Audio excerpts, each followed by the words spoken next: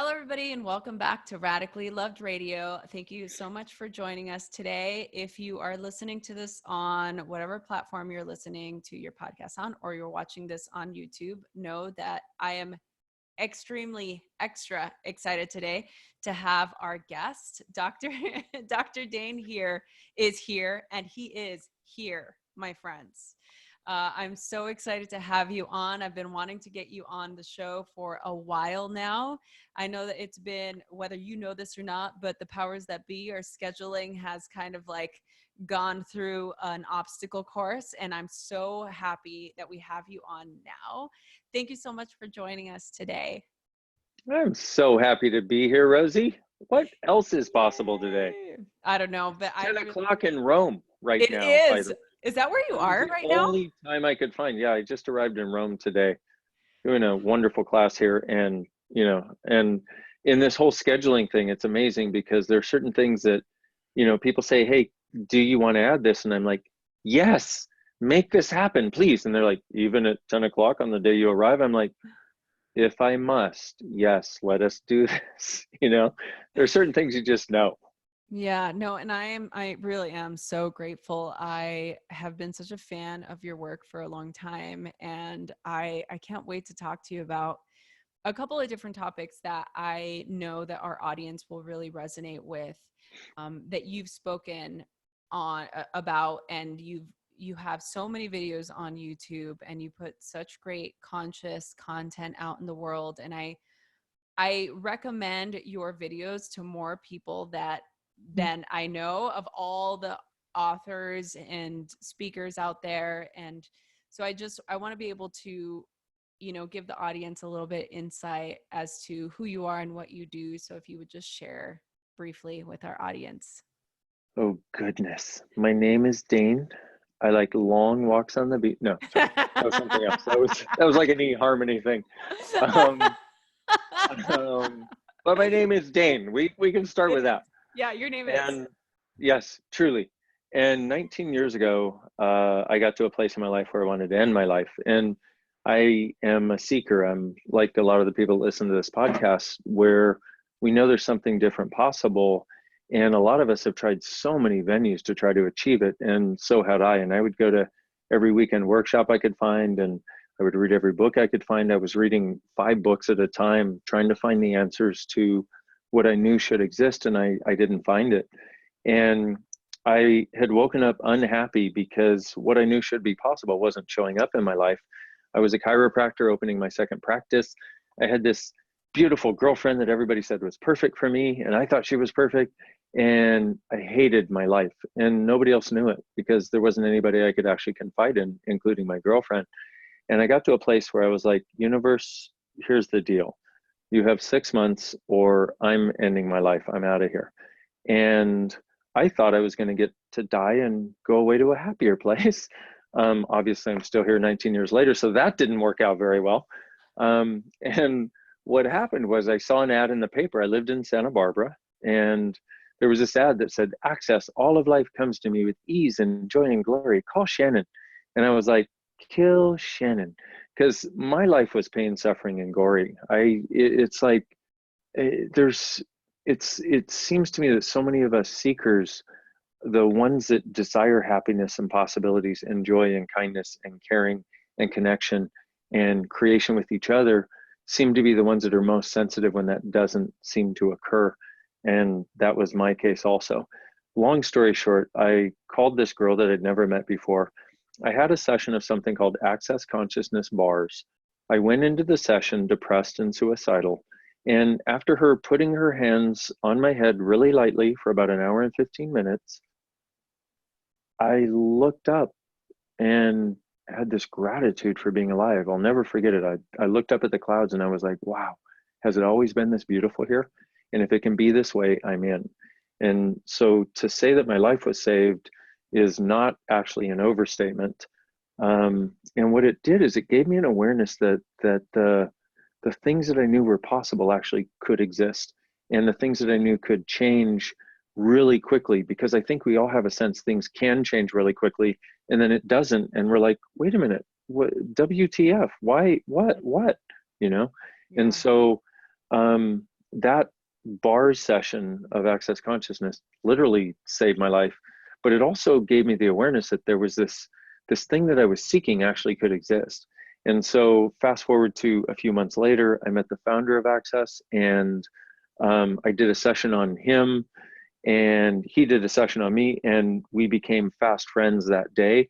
And a couple months after that, I was like, chiropractic? Are you kidding? I got into chiropractic because I wanted to create miracles in people's bodies and their lives. And I wasn't seeing it in my practice. It's part of why I was so depressed and unhappy with myself. And because we always tend to judge and blame ourselves when things aren't working for other people or what we think we should be doing. Right. And so I started taking these access consciousness tools, because it wasn't just that one session. It was, she would give me a tool. We would actually trade these sessions. I would give her chiropractic. She would do access consciousness bars for me. And she would give me a tool every week to use until I saw her again. And in contrast to everything else that I had done, where I would feel like everything was possible, and then 3 days later, it would feel like the universe had crashed into my head. I would use the tool every time the universe felt like it wanted to crash in, and it would change. And I was like, whoa, you mean it's possible to change this too? I just didn't have the right tools. And so my life became about, what tools can I find? What tools can I contribute to people? Because I know there's so many people out there in a similar position.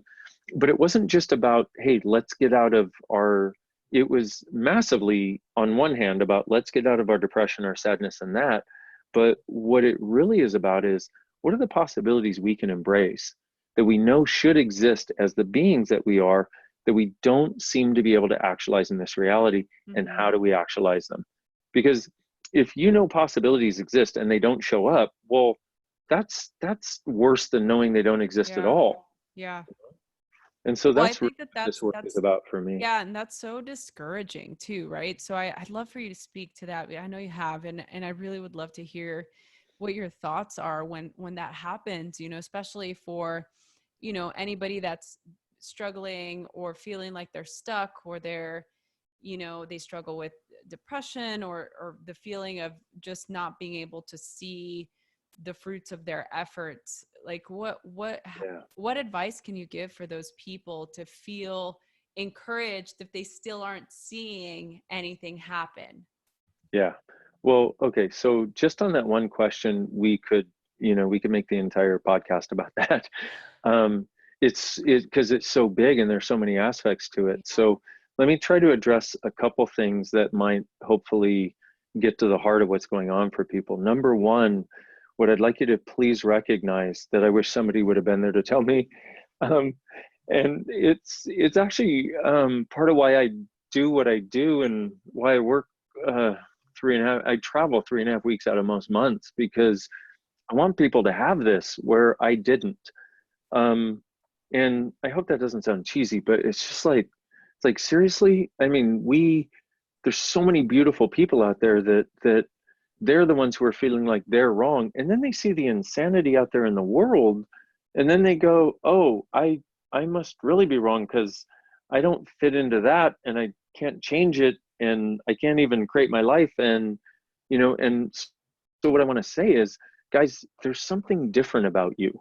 You're not like everybody else. And I don't mean that flippantly. What I mean is, you couldn't live your life just for the money. It doesn't work. You can try, but money doesn't really mean anything to you. What really means something is the fulfillment that you have. And the difference that you are is this gift that our earth and the people on it that are similar to you have been asking for. And from what I've found, there's probably about, I don't know, a little less than 50% of us that have that point of view and function from that place. So you see, there's a slight majority that functions from this whole other place, where they can watch reality TV nonstop and do their life for the money and do their life for all, and that's all that matters. And then there's this huge percentage, slightly less than half probably, but there's this huge percentage of us that don't understand why we don't get it. Well, you're just different. But the difference that you are is actually the gift that you are. And if you've experienced meanness and unkindness and judgment, and are still putting one foot in front of the other, you have an incredible strength, and you have an incredible potency, which the world would call power. You have a power, you have a potency to do something beyond it. Now, and one of the so a few things I'd love to do if we can, Rosie, is give some simple tools along the way that may Yes, help people. please. We love Cool. tools. Awesome. Me too. Yeah. One thing I had motivation, but I had no tools to create, what I was Yeah. motivated Well, toward. and I feel like so many people are in that same position. That's what we struggle with the most. That's why I think having, you know, doing the content that you put out in the world, or having podcasts like this where we want to be able to provide value for people that are listening to this that might think that they need to hire somebody to feel better about themselves, or, you know, like go pay thousands of dollars to go to a workshop. Like there are so many things that we have access to here that we can do, right? Yeah, truly. Okay. And that really is the basis of, for me, everything I desire people to know is exactly that. There's so many things we can do without the need of all of that. And there's also an appropriate place for that too. Mhm. But so number one thing I wanted to acknowledge, even though you may doubt it right now, is that and so a lot of the things in your life that you haven't been choosing or haven't been creating, it's, it may not be the time yet. So that's the first thing, is to recognize, okay, I do know, and I do know I will get where I desire to go. And I may not have had the inspiration or the invitation yet, but I do know that I'll get there. And if you can acknowledge that, that's a beginning. But then it also has to come with this, which is, what's true for you always makes you lighter. A lie for you always makes you heavier. So when I say, does it actually make you lighter? For most people, they're going to go, oh, yeah, it actually does. Cool. Well, that's what's true. And the exact way that feels is the exact way that everything that's true for you will feel. It'll have a similar sense to it. And so if we can recognize that, then what starts to shift in our world is because what most people are doing, most of the seekers of the world are going from the place of the idea that somehow they don't know, somehow they're wrong, and somehow they really don't know what's true for them, and they don't know how to get there. Well, what I'm here to say is, somewhere you actually do know, there is this litmus test, there is this way of figuring out what's true for you always makes you lighter. A lie will always make you heavier. So if you're heading in the direction of something that makes you heavy, realize that that's your awareness of the future that will get created if you choose it. And so if you start to ask for the things that make you lighter, what starts to happen is your life starts to get lighter. And it sounds so deceptively simple. And we can miss it if we don't recognize that our knowing occurs instantaneously. As soon as we think of something, as soon as we think of doing something, or seeing someone, or creating a job, creating a house, moving, blah, blah, any change, anything we're looking to create, as soon as we ponder it, we get a sense of whether it's light or heavy. And then what we do is we then try to figure it out. And does this check all the boxes? And if so, then I will do it, because this is what I learned from my parents, who, by the way, are not happy and are in judgment of me and everything, and whose lives are not successful. So I'm going to do a checkbox just like they did to live my life. And you're like, what? Why are we listening to the most unsuccessful people in our past as a way of somehow creating a successful future? Yeah. That's friggin' insane, you know? And so if we can acknowledge that we know, but also our knowing anything that is true for us makes us lighter, and we get it faster than anybody has ever told us. I used to, it was funny because years before Access, I was doing all kinds of metaphysical stuff, and I would go with my girlfriend at the time.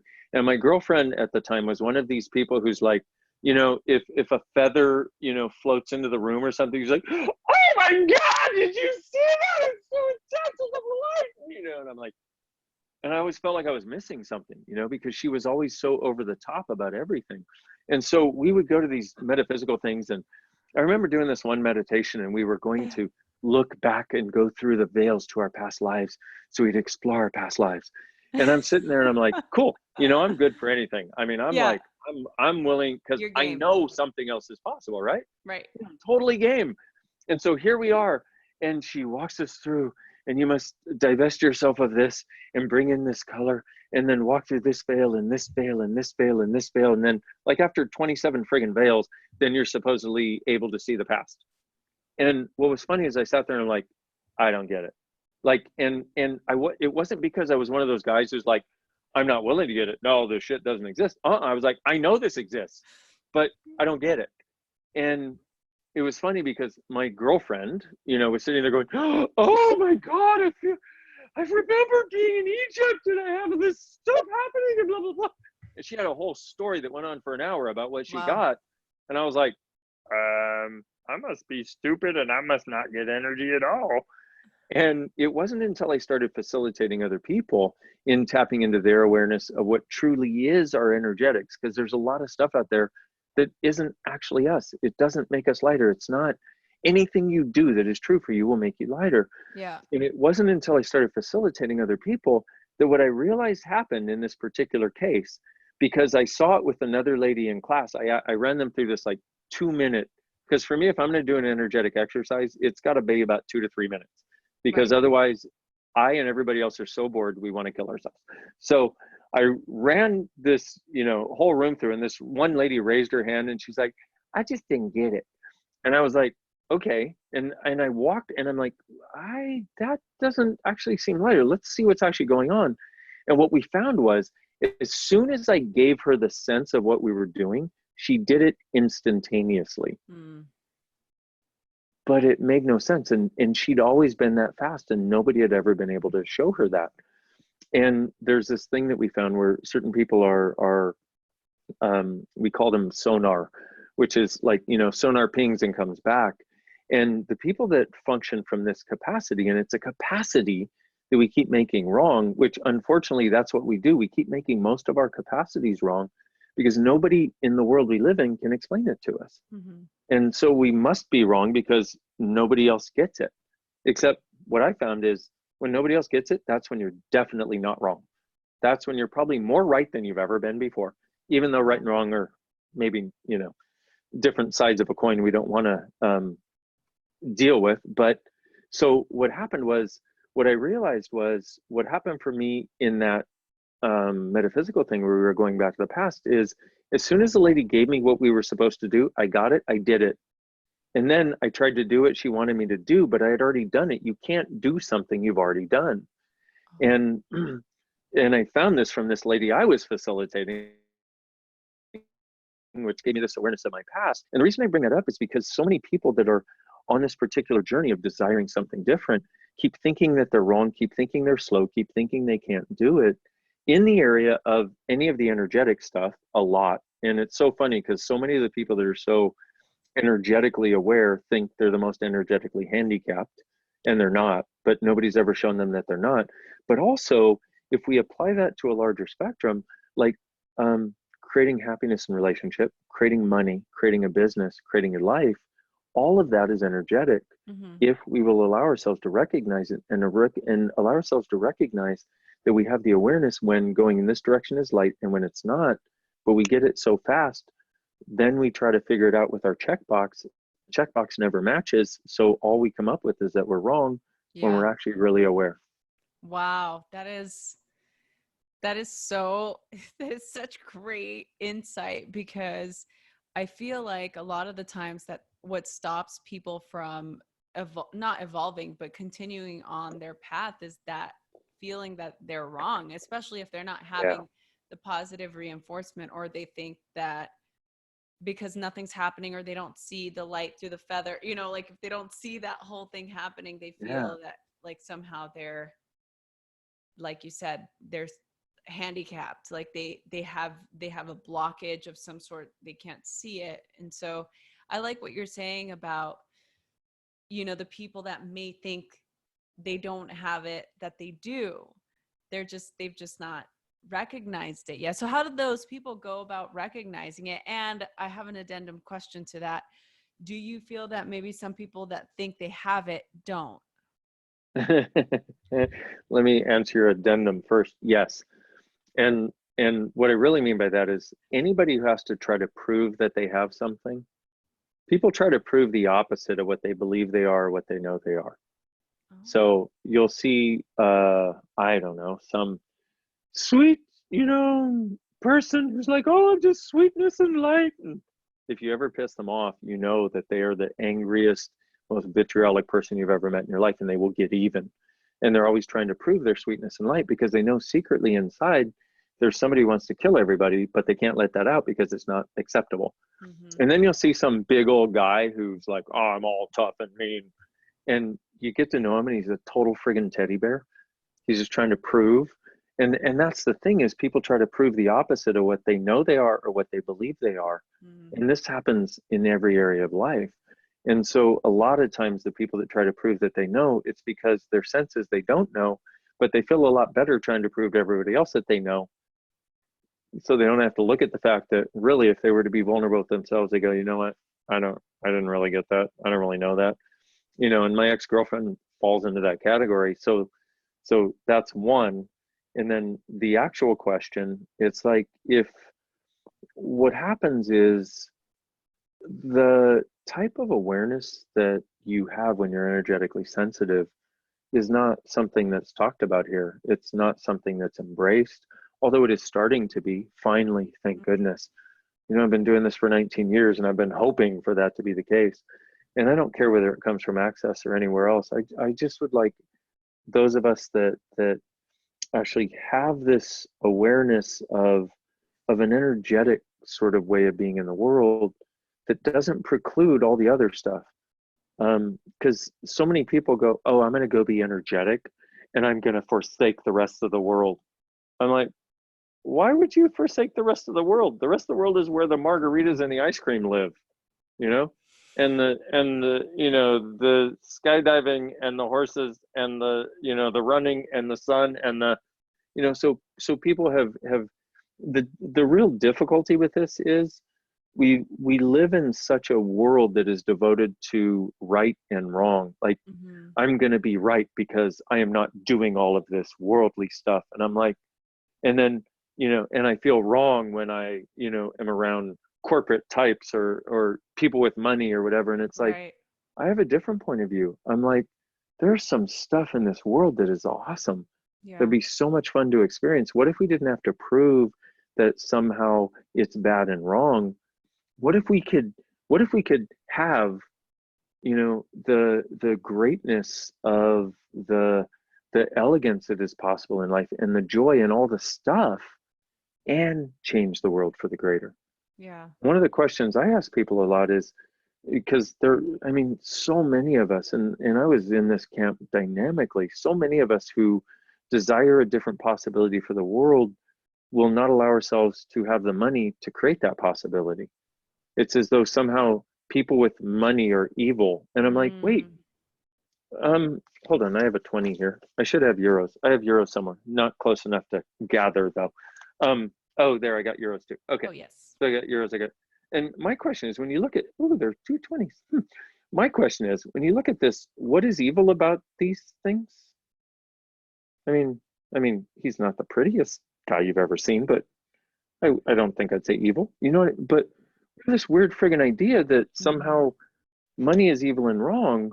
And what I found is, no, we have a lot of assholes who have money.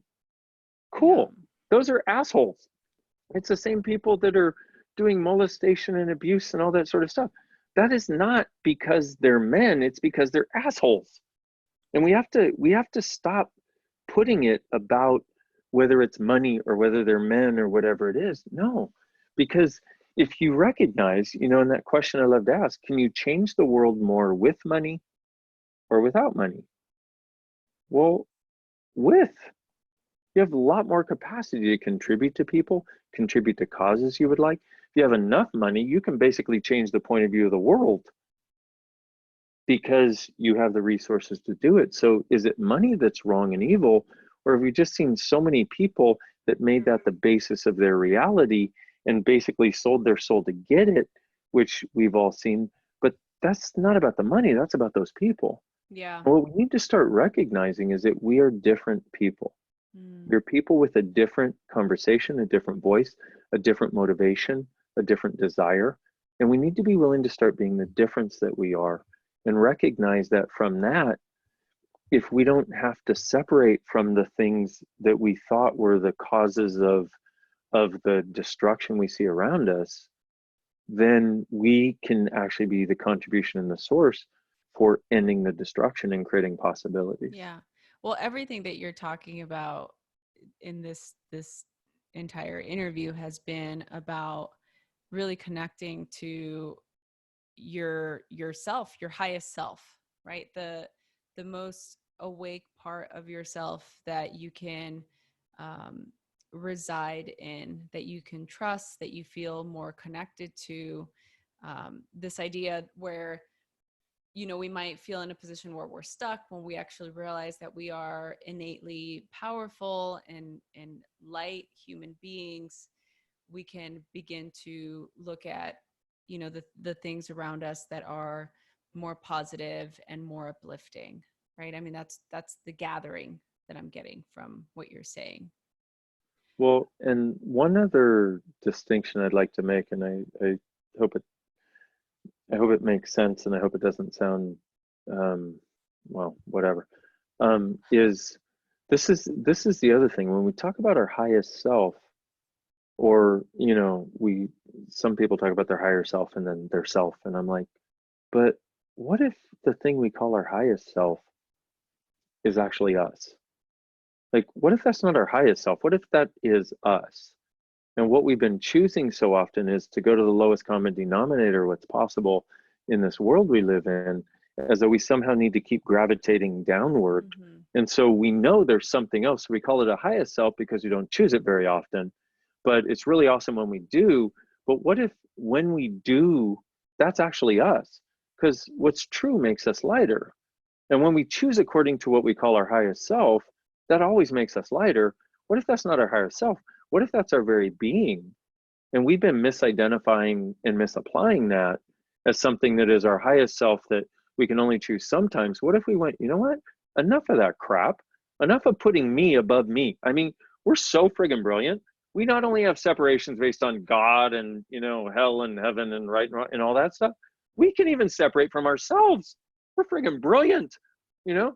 So do we actually have a highest self, or do we have actually the self when we're actually choosing to be us? And is that actually us? And let's stop acting like that thing is somehow we're in a holy anointed conscious spiritual state that we choose this highest self thing, and recognize, holy shit, that's me. That's actually me. Mm. And if we get that distinction, our world becomes different. If we get that thing we've been calling our highest self or our higher self is us, choosing as us, being willing to be as different as we are, being willing to be as unbound, being willing to be as unsignificant and uncaring of other people's judgments, being willing to be what we know, and we realize that's just us. Whoa, guess what happens? Our highest self comes here and is like, I'm ready, let's do this thing, you Yeah. know? Oh, I love that so much. Dain, you are so amazing. And I'm so inspired by your work and everything that you're doing, and the energy Thank of you. self-acceptance, everything that you're bringing into the world. We didn't even get to talk about the stuff that I talked about prior to us recording. I'm like, I had all these questions. But I do want to offer up, if there's people that are listening to this and they're really moved by what you're saying, where can they go for more information to connect with you, or to see a little bit more about what you do, or to purchase your books? You can go to my website, which is drdainheer.com, which is DRDAINHEER.com. And there's a lot of free stuff there. You can go to YouTube, you can check out all the free videos there. I've written or co-written a lot of books, and all with this target of, guys, here we are, and here's the possibilities. Let's do this thing. And it's not as hard as we think, you know? So, and the thing is, when I was so struggling 19 years ago, it's like the tools and resources were not there. And I always wish they had been, because I always had this sense that if somebody would have told me what I try to tell other people now, like I would have been able to know there was something different, and I wouldn't have gotten to that place in my life where I'm like, I'm out of here, you know? But that's just the beginning. I mean, getting out of that is just the beginning. It's like, let's create something, let's create a life that we actually love. But what happens is, I wrote a book called Being You, Changing the World. And what happens is sometimes people get focused on the changing the world part of that. And I'm like, wait, let's go back to the being you part, because it's the part of the world that first changes when you be you is the world that you live. You here in the space you get to occupy, and you wake up and you're like, whoa, I didn't know it could be this awesome. And you get to experience more and more of that. But also what happens is the people around you, it's like, it truly is kind of like this wave goes out, and the people around you start being different, and their judgments don't matter. And because they don't matter, they stop judging you, and then they actually are grateful for you. But what that does is that with enough of us being that, what happens is it creates a different space on our planet. And let's face it, we all see what's going on our planet right now. We all see the voices of hatred and destruction, and it seems like it just keeps going and getting worse.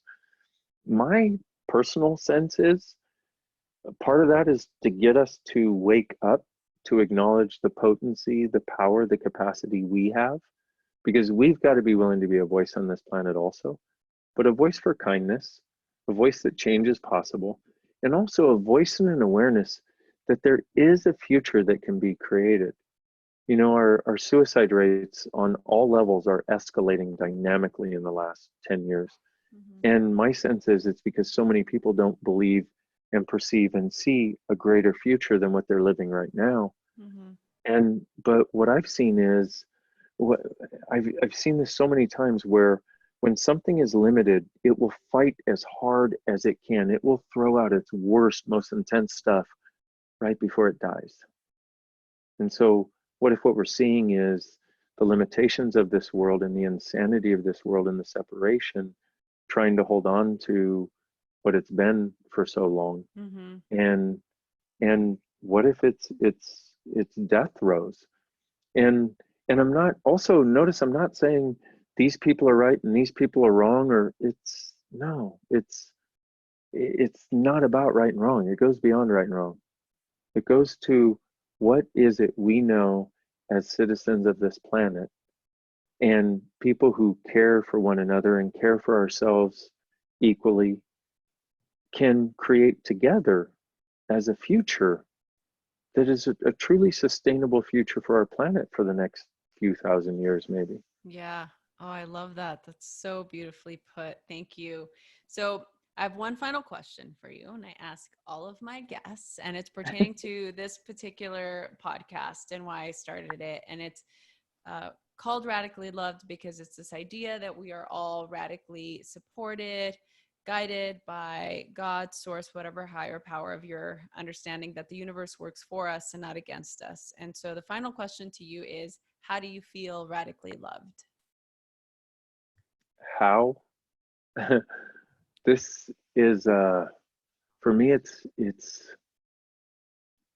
don't even know how to put it into words, but it's interesting when you ask that question. It's like it's a sense of this being supported by every molecule in the universe. And but once again, not from an airy fairy, I must go live in a cave and go to a different planet, but from this sense that there's this there's this support. It's, even Einstein said, every molecule in the universe has consciousness.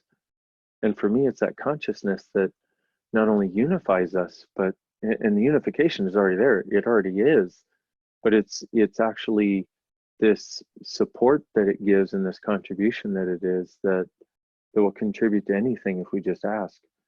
And if you want to ask, one thing I do is I go, hey, consciousness, help. Universe, help. I could use some contribution, please. And it's a sense of truly having the entire universe, the space between the molecules of everything that is, actually having my back and my front and my sides and my top and my bottom. Wow.